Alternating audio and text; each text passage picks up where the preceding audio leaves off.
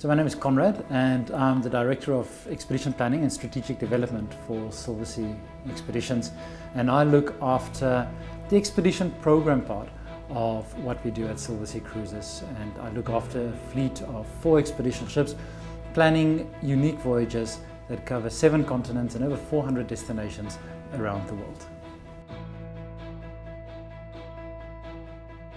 So expedition cruising, in my mind, really is about the destinations, and it's how we interpret the destination. You know, a lot of the destinations that we visit with our expedition ships are also visited with regular tours or normal cruising, but it's what we actually do at these destinations that set an expedition apart from a regular cruise or a land tour or just a tour on your own.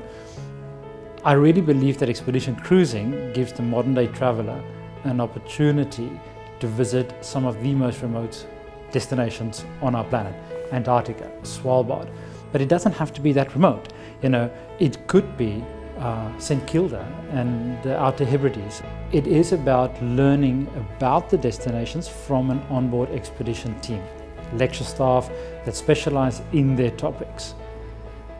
It becomes more about the destination than the ship. The ship, in our case, is a luxury platform. You know, in the past, expedition travel used to be on very, very basic ships. Bunk beds, shared facilities, pretty bad food. And with Silversea Expeditions, we use luxury ships to go to these remote destinations.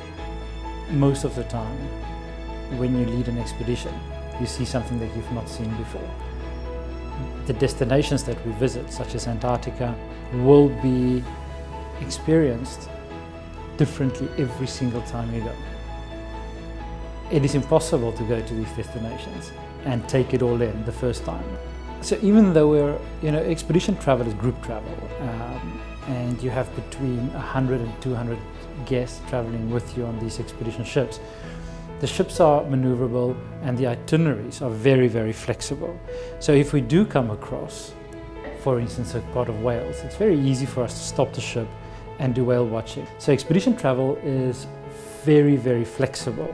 You do not have a set itinerary. Many of the places that we visit, you know where you're going to be the first day and the last day, and whatever happens in between, the captain and the expedition leader will make up, depending on the wildlife, depending on the weather, and depending on what they find out there. And even where it's a little bit more set, the itineraries, the experiences are very unique every single time we go to places. For instance, Papua New Guinea. And every time you go onto these islands in New Guinea, you don't really know what you're going to find there. These are not touristy destinations. We do not have buses lined up waiting for us to take us on a panoramic city tour. We deal with local tribes here. It is the only way to get to some of these destinations that we're talking about, unless you've got a lot of time and a lot of money to try and do it on your own. Now, an expedition cruise is not inexpensive by no means, absolutely not. But it's incredibly good value for money. We have done all the work, all the research, so we know what to do when we get there, and we do it in a comfortable, safe environment.